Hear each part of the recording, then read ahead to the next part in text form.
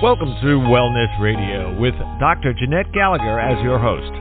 Her show discusses topics of health, wellness, and spirituality, and is about discovering your place in this great universe, from your cells to the cosmos. Along with her guest, in casual conversation, she strives to ask the difficult questions that may be holding you back from a vibrant life, and shares new ideas that may inspire you to make a change in your life that you only can see in your dreams. And now, here is Dr. Jeanette-Gallagher. Good evening, everyone, and welcome to Wellness Radio. This is Dr. Jeanette-Gallagher, and it's a pleasure to have you with us here this evening.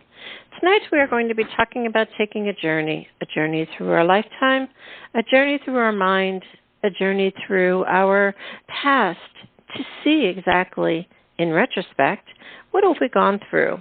What have we experienced? Have we learned? Have we grown? Have we evolved? Some may say, maybe I've looked at it, but I'm stuck. I can't get out of it. It's hurting me. It's affected me, and I've just been carrying that baggage all along. What is our life truly about? Is it becoming perfect? Is it becoming a lot of letters behind our names? Is it becoming that sense of, oh, I have arrived, and it's some plateau where you live out the rest of your life? What we are finding in the year 2021 is that many people are having these retrospect ideas on their life. They've had a lot of time to, so to speak, sit down, be still, nothing else to do, nowhere else to go, to be able to reflect and say, what in my life has created the person I am today? How can I see that I've gone through challenges? What have I done with them? How have they become part of my identity, or perhaps become a part of my story? As we look back in history, many of my guests on this radio show seem to be over the age of a marker, so to speak, of the age 50. Because that's when they have time to look back and say, wow, what have I done? What have I accomplished? How have I felt? And what would I like to be today? And they are just exploding with their stories and our life stories and looking back and saying, it is so much more than I ever recognized. And look at my story now. Today my guest is Victoria Mavis and also Angelo Senese. The book is Every Scar Tells a Story. The book is about Victoria's life, and it shares how she walked through her life, her story, what happened to her, what she carried forth, and one day put her foot in the sand and said, you know what?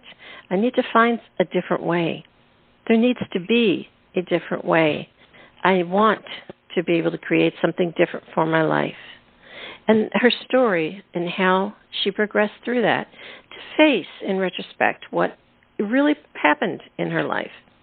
I can honestly say I'm raising my hand at the same time. We've done that so many times on this show. Let's look back at our life, and sometimes we want to crawl in a hole. Sometimes we want to change our name and say, oof, that was not me. I don't want that anymore. So let's talk to Victoria and Angelo today. Thank you so much for joining us today. It's a pleasure to have you with us. Well, thank you, Dr. Jeanette. It's really our honor to be on your show. We're so happy to have you with us today, I think, Victoria and Angelo, because your story, I think at this time, so many people, honestly, are saying, you know, I've been doing just that, looking back at my life, seeing what it was about. How did you even think about doing this book, Victoria? Because, you know, there's a lot of things about our stories or our lives that we don't want to put out on a piece of paper. Many people are waiting for their significant others, their family members, or their perpetrators to die until they put something down on a piece of paper, where they're saying, oh, I have to distance myself from the story before I am able to speak with a voice that my soul wants. Don't you think many people find that when they have a story like yours? Well, I do. I think you're right. I think actually my journey probably began, I don't want to say 25, 30 years ago, because I knew I had a story. I just didn't know how to tell it. And Angelo, my co-author, would tell you many times I couldn't tell it because of all the emotion. And so, fast forward, then 10 years ago, there was a catalyst in my life, much of what you talked about when you opened the show about, gosh, I just don't like the way things are going.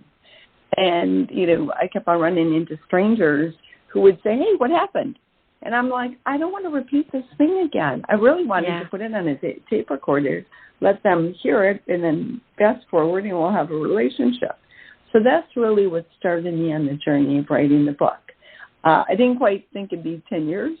I don't think Angelo thought it'd be 10 years either. But those kind of things were the catalyst of examining my life and why do I have these feelings? I think sometimes when we look at our life and we're excavating feelings, it takes a while to actually feel it in its intensity. Sit down with it, let it enter every single cell of our body because we've been detached from it, or we've been so good at holding off pain, suffering, grief, anger, fear of the unknown or whatever. And we get so good at that it's sort of like you could sit down and say, I want to feel my feelings today, and you could be sitting there, at a counselor's office for years on end and never quite get in touch with it because it can't get through or penetrate the wall that you've created. Don't you think that really takes a while to get to that place? I do, and I think it's a tough journey. It takes, I won't say courage, but it takes you realizing you have nowhere. For me, it was realizing I had nowhere to go. There was nothing else I could try on my own accord, and so why not go into the unknown? It couldn't be any worse.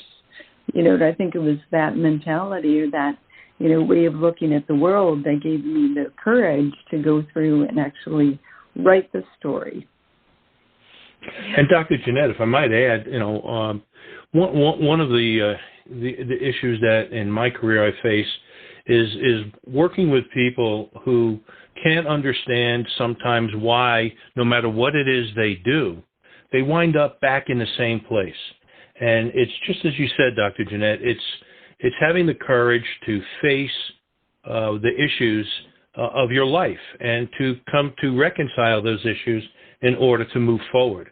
And that was a challenge for Tori and I to work through the reconciliation process of dealing with all of her emotions, let alone the physical disability, but the emotional stress that comes from that and how it plays out with other people, and especially in her family. And so moving through, when she said with a smile, I know, on her face, I didn't think it would take 10 years. No one knows how long it will take to reconcile those issues, but once you do, you can move forward. It's almost as if you're saying that today is an investment in your future. It begins today if you've reconciled the issues that have been holding you back.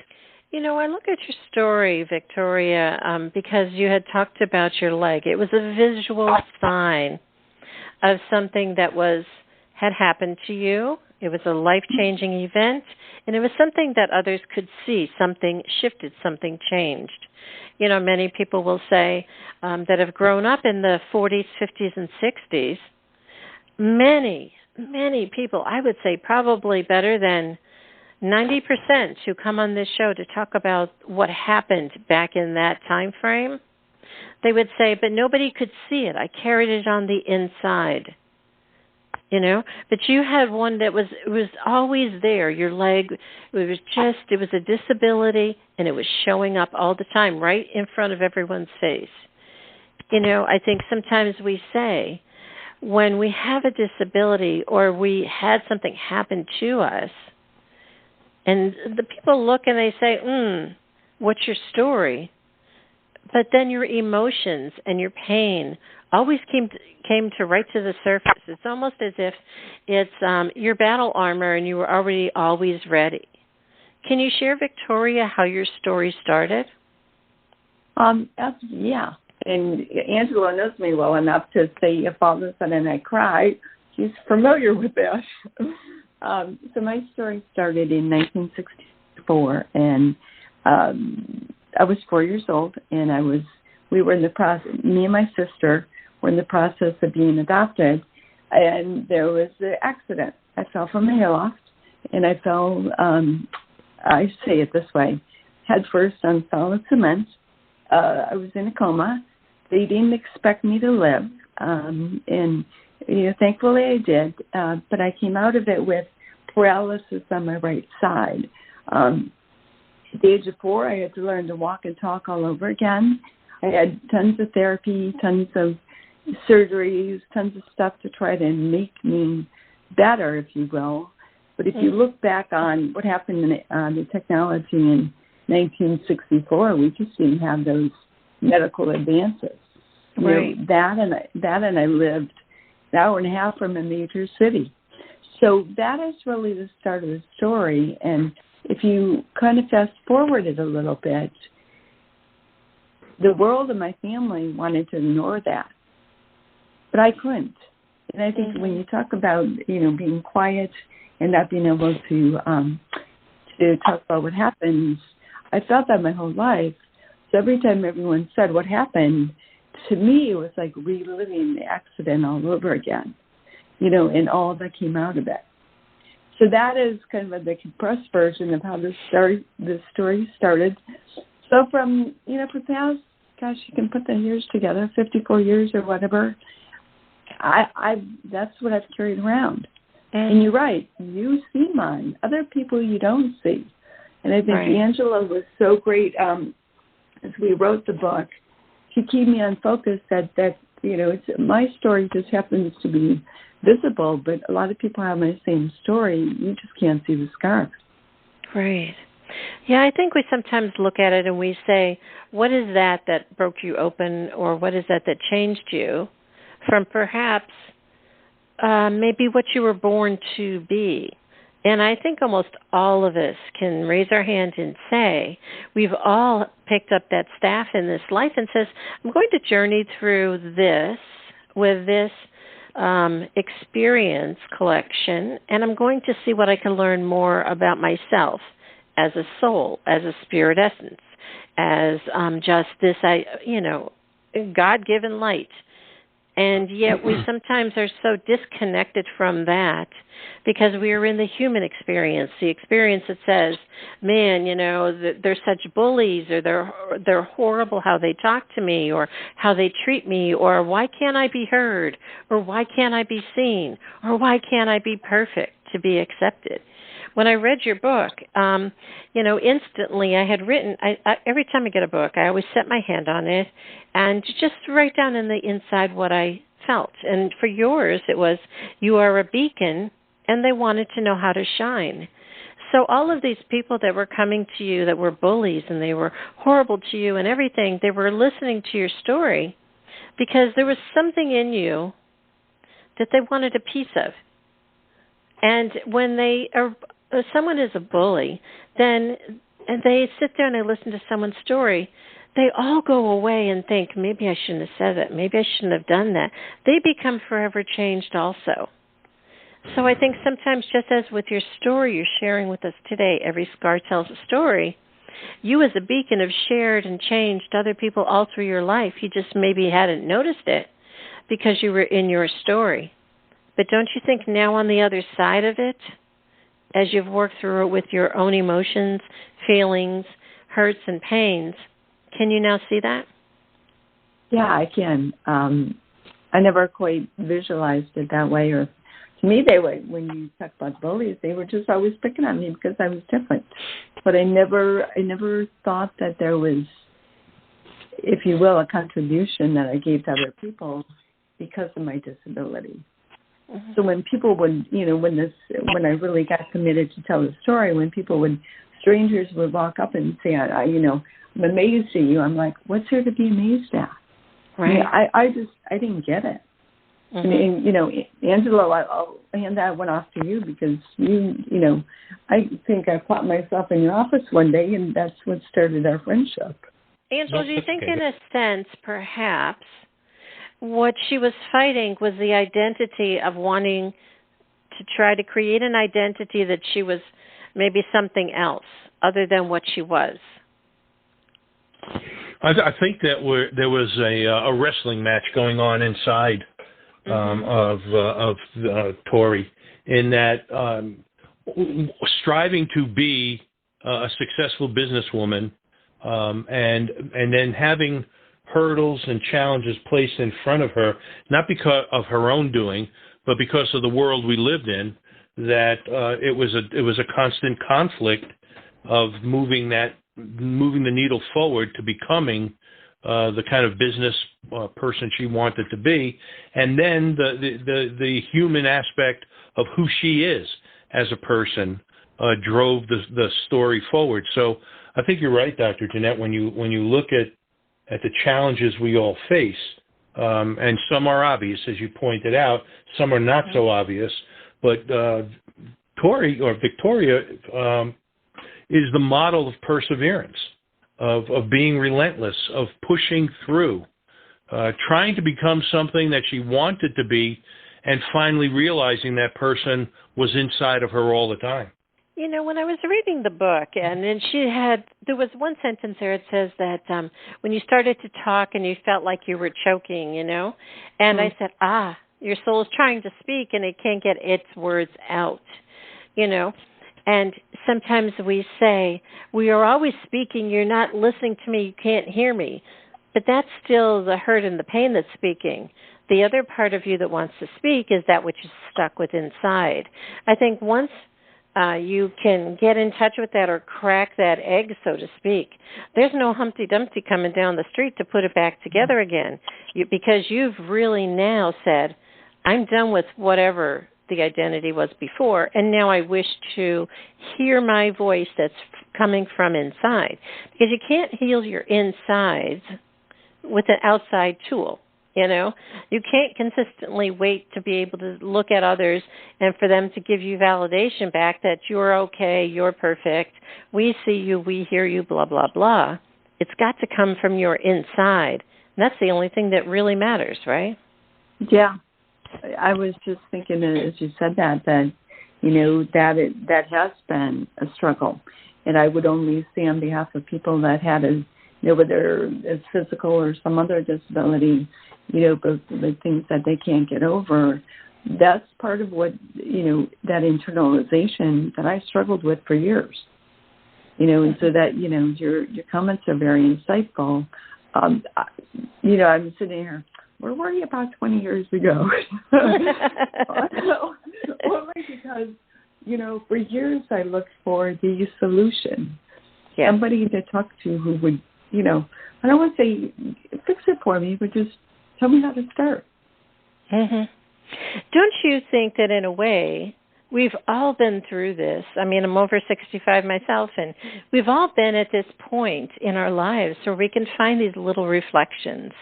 We're kind of cracked open our shells and helped us get forward. Because I think if you look at your story, it's about being accepted in the first place. If you were going to be adopted, you were saying, they're not going to see me. I'm not perfect. Nobody's going to want me. And that's when the accident happened. And because somewhere in this cosmic world around us, it said, well, we'll show you. Can you want yourself? Or do you need other people to want you? And that was your life journey. That it started right out there, right? Yeah. Yeah, and for me, it existed, for me or for Liz, our character in the book, it started as that validation, that love from my adopted parents wasn't enough. I wanted to know, why didn't my original parents give me up? I thought, why couldn't they love me? And there's a thing in the book that talks about, the kind of the conversations we have in our head that hold us back. Mm-hmm. And my conversation was, I'm not good enough. And when I started saying, why am I not good enough, I blamed it on my leg. All this happened because of me, because of my leg. And it took really the book to come out and say, I may not have blamed somebody else, but I didn't take responsibility, and I blamed a circumstance for what I consider my shortcomings. Mm-hmm. And that took a lot to just come to that realization to say, wow, is that the way I lived it? And to make a choice to live it differently, and to make different declarations about who I am. If we look at it, this is the year 2021. There's no way in Dickens that Angelo and Victoria, that we would have had this conversation in the 1990s. The world and what was going on at that time, we weren't as open people as we are now. We weren't spiritually oriented. We weren't getting the help that we needed. We weren't seeing things through different eyes. So in essence, if you look at it, look back at the 50s and 60s, and you ask why, and you say, oh my gosh, look at all that time I wasted. You didn't waste any time at all because you were exactly where you were supposed to be, going through an experience you were supposed to be going through, and only now in this year can you look back and say, wow, that's an incredible life story, and being able to put it down in your book. Because so many times I can tell you 100% people, if you sit down and ask them these same things that we're talking about today, almost everyone has that kind of a story where they can share something that set their life differently. I mean, I look at my life, my sister died at 6 months old when my mother was 3 months pregnant with me. Well, I was born into replacing in her shoes. I didn't come in with an identity. So if we look at it, that set my life up. The 50s and the 60s were pretty hard for people. They were post-war, people were coming out of the Depression. And people did not know. They didn't even, I looked at it today on Facebook. They said that they had a picture of the graduation of the high school that I used to go to in the 30s. And there were only a few women and there was only like one or two men. And they said, why? They said, because they didn't go past 8th grade in that time. So we look at it and we're using today's eyes to judge the past, And we say, can we look at the story created and feel through it and let it go and use today's eyes for creating going forward? That's a huge difference. Don't you think? Dr. Jeanette, I think you hit it right on the head. This is my 48th consecutive year as an educator. So, I go back even into the early 70s. We had a systemic approach to oppression for children with disabilities. At our age, we probably never saw a child with a disability in our classrooms. They were relegated to some other area, isolated in the building. And when bullying erupted or children with disabilities were treated differently, it was part of the system in the 50s and the 60s that permeated into the 70s and into the 80s, regardless of federal laws and systems trying to change. And now you have Victoria going through school at that period of time, facing her issues, and a school system that didn't treat children with disabilities with the dignity and respect that they deserved. And now we're facing that issue today in so many other areas, but we're looking for a voice, Victoria's voice, and the voice of so many others to push through any systemic scenarios and confront our own hurdles and have our voice heard finally. Yeah, I can look back at the years when I grew up in the 60s, we would go to the home, that it was called, down the street. It was where kids were put that had any kind of a disability, from stuttering onto a physical disability to a mental disability. It didn't matter. They were all in that home. And I think the idea of it, we look at it now, we say, wow, how things have changed. But still, people who grew up then or worked with people at that time, like I can distinctly remember working with, kids that were my age that had disabilities. And that has ingrained in our memory patterns. Don't you think many people have taken those bits and pieces and they're now struggling with how those things in life unfolded? Well, I think from my perspective, yes. That's a great question and challenge just to the universe to say, how do we do it different? How do we do it better? Yeah. Because from my perspective, and Angela referred to it earlier about my wanting to be successful in business, and I saw my leg is getting in the way, whether it was trying to get to a building, whether it was trying to make your focus. If you met me when I was seated, you wouldn't think a thing. But if you saw Right. me walk in, you had an automatic judgment that I couldn't do the job. Yeah. Now, have things changed that much? Yes, from an awareness standpoint. And yes, I think from an inclusion in some areas, but it's still not an equal voice. It's still not, to me, equality, if you will, for people with disabilities isn't just pushing aside room at the table for the wheelchair to come in. It's to have everything in place that you don't even see the wheelchair. You don't think differently about this person coming up to the table and don't, challenge yourself when maybe they talk a little different, or their thought process maybe a little delayed. That's, I think, the next step that society needs to go through for that full inclusion. Right. But that's just my opinion. Do you think, Angelo, that it's going to take a little bit longer until we erase some of those old memories or those old patterns? Well, yes, I do, Dr. Jeanette. It will take a little bit longer. I think that, as I said, 48 years in the education business, I do see in many cases students today, whether they're in kindergarten through 12th grade or now where I am at the collegiate level, there is a certain compassion that has evolved that I would say would have been a challenge for many in the 60s in particular, perhaps the 50s as well when I started school. But I see a little bit more of a compassion. That means there's an openness to being engaged with people who face different kinds of disabilities and being more compassionate about it, more empathetic about it. When that starts to happen, then all voices can be heard. And until that happens, voices will be suppressed. Either we'll suppress them ourselves, become introverted, suppress it, and try to hide it because it might be seen as a weakness, or we may act it out, perhaps with a chip on our shoulder. I always laugh because you read the first chapter of the book when Liz meets Rhonda, the life coach. Liz has a chip on her shoulder. And so she comes out with this tough exterior of dealing with her physical disability, but a soft interior that still had to confront all the issues that brought her to that point.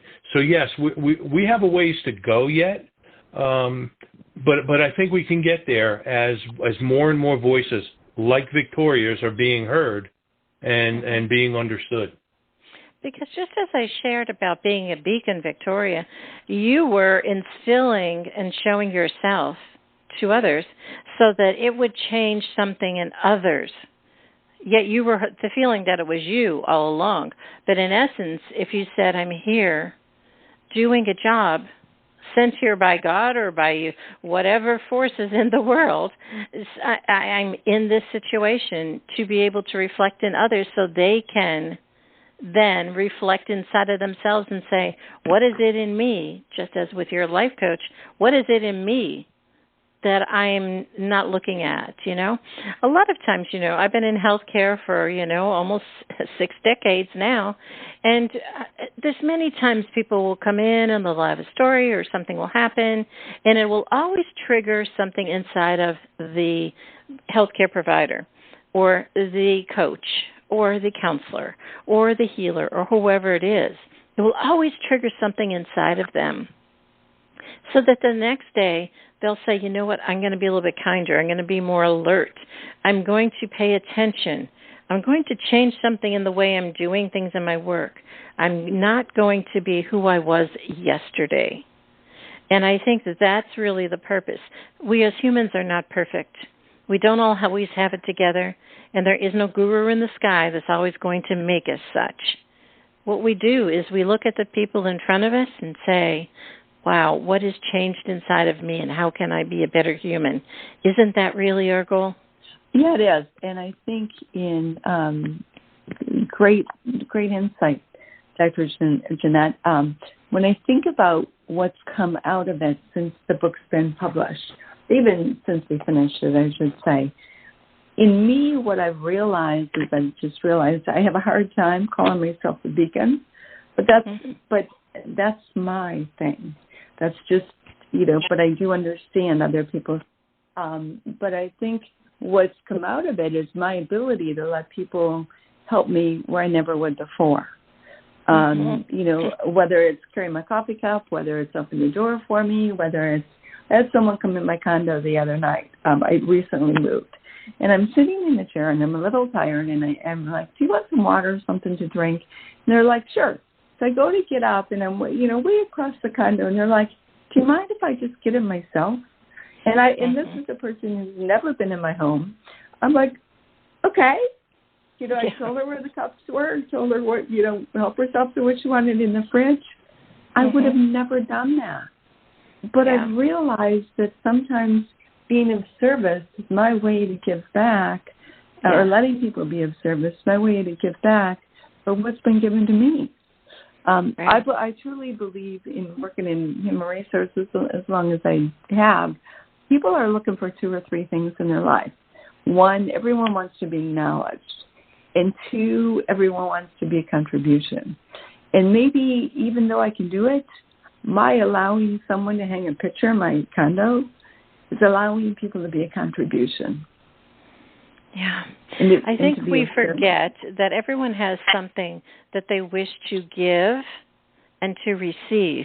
And what we forget is that it's unconditional love. Everybody is looking to be loved, cared for, and heard and seen, We all want to know that, can you hear me? Can you see me?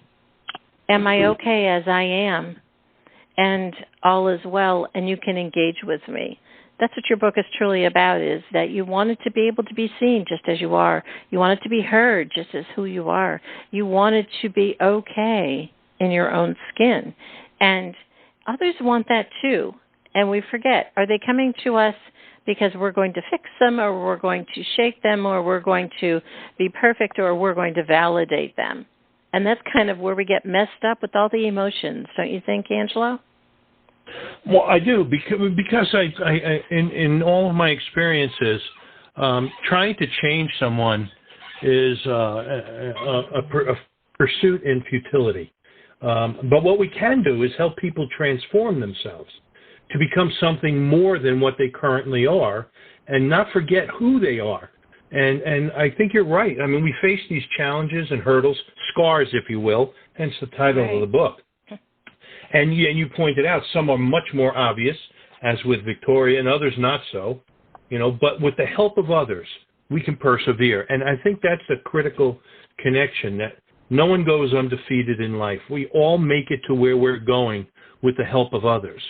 And whether it's family, friends, or professionals who can help us through these hurdles, if we stay on that, I think Victoria said it in the book, if we stay on that relentless pursuit, that journey, perseverance is really the fuel that moves us forward. But we need help.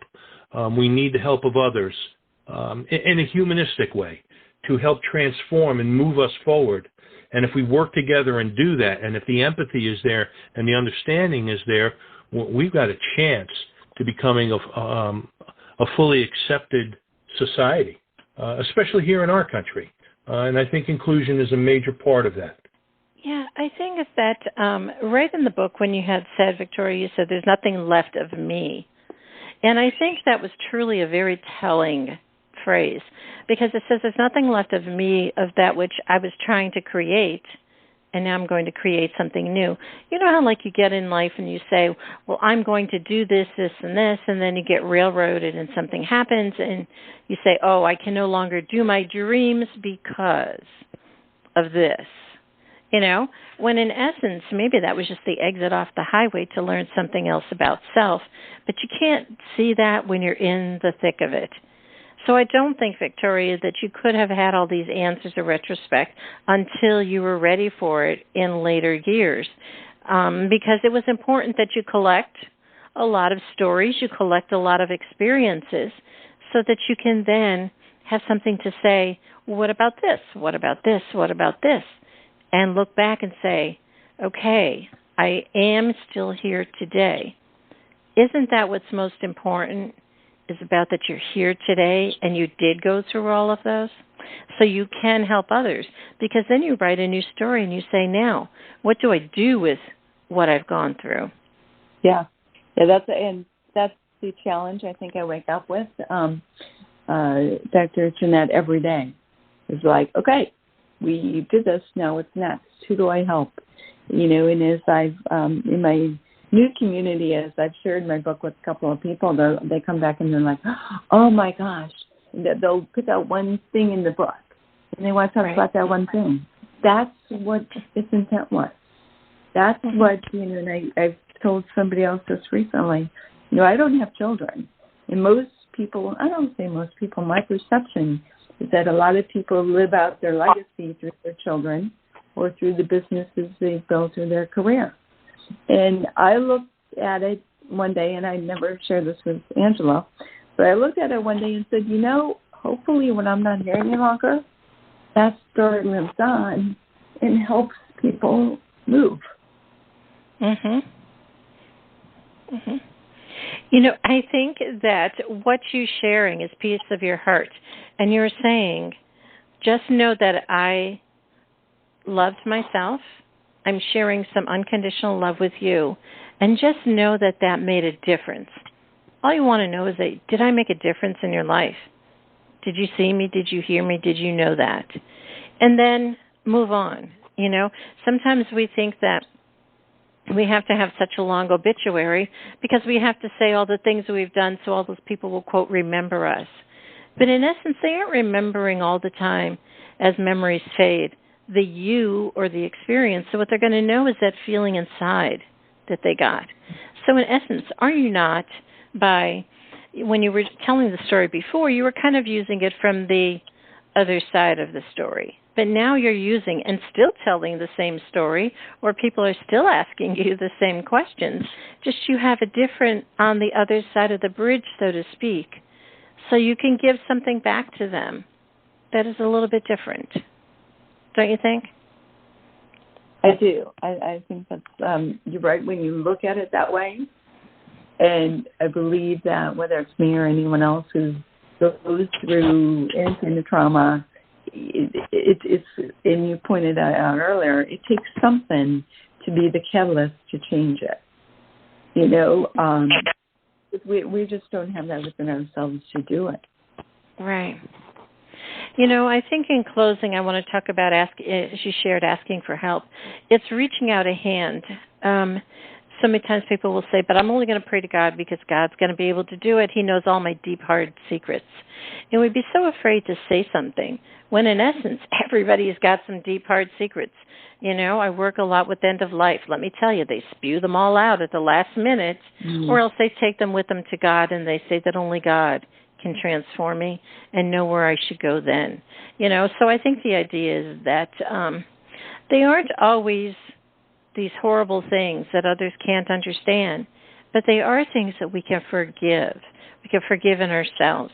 We can forgive that we were human. We can forgive that things happened. We can forgive other people and move on and be able to say, can I stand tall today? And isn't that important? Don't you think that's truly the path at the end? Yeah, I do. I think that, and for some people, that's a tall challenge. And I think every day, as long as you're, for me, the way I live, had you laid down that as a challenge, 6 months ago, I might have said, I'll never be able to do that. It's just incremental, a step at a time. Kind of like Liz went through her life and learned to walk again. It didn't all come right away. It was a step at a time.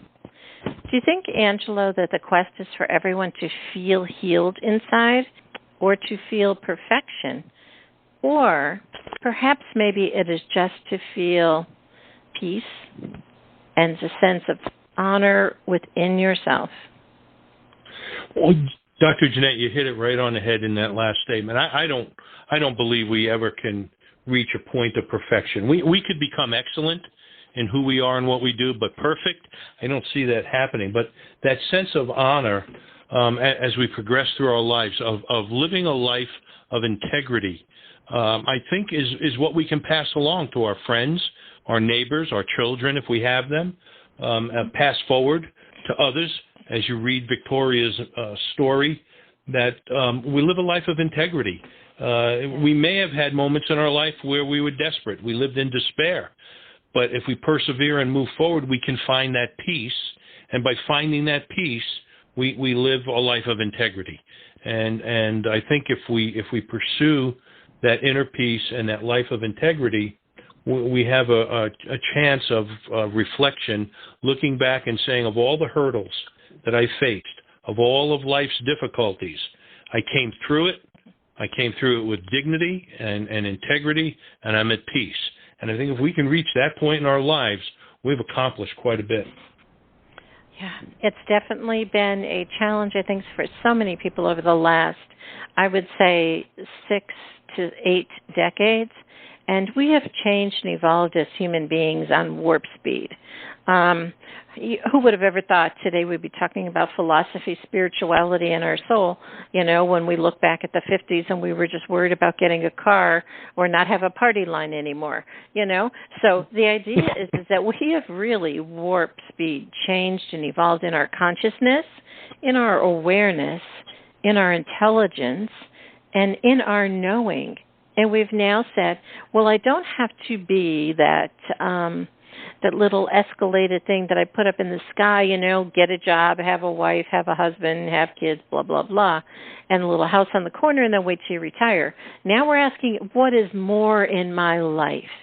And that's what the book is all about. Every scar tells a story. Is you want to know more about my life meant more. It had something vivacious inside that it wanted to tell me. And by writing it out, that's what we see. And I would encourage everyone listening, if you've got a story inside of you, sit down and write it out. If you don't want anyone to see it, hide it underneath your bed. Get a big sketch pad. Just write words and feelings and emotions down, and just do it every single day. Put something down. And eventually look back and say, wow, I didn't know all of that was inside of me. And it's about being able to say, can I allow the voice of my soul to speak? Because my heart is bleeding. Many people will say that. That's what Victoria has shared with us today. Angelo has shared also how to be able to work through that story. And I thank you so much for joining us today, because I think Victoria and Angelo, we're looking at how can others bring their story forward. Yes? Absolutely. I agree, Dr. Jeanette. Thank you so much. It's been an honor to be here with you. Ditto. I can't find any other words, but thank you very much. If could you share with the listeners how to find out more information about your work? That would be wonderful. Sure. Probably the best starting point is victoriamavis.com, my name. And on there, whether you want the book, whether you want to read about Angelo and I as authors, how the story began, blogs. I've got a social media page there. So whether you are on Instagram, Facebook, Twitter, LinkedIn, you'll find my contact information there. That's probably the best way to start to find me. You can Google me, and you'll find a lot of things I've done over the years. So that's the best way to find us. I think that this is the story of Victoria. My journey with her has been extraordinary. For more on the book, certainly follow Victoria's lead in all of that connection. To know more about me, certainly you can Google me and take a look at what I consider a blessed career in 48 years in education, from teacher and coach to administrator, principal to superintendent of schools, and now college professor. Any more than that, LinkedIn and through Victoria is probably the best way to connect, so that we do it together with any listener and any future reader. Very good. Well, I thank you so much for joining us today as we all share our stories and be able to look back at them with a little bit more courage, a little bit more, I would say grace. Grace is the word.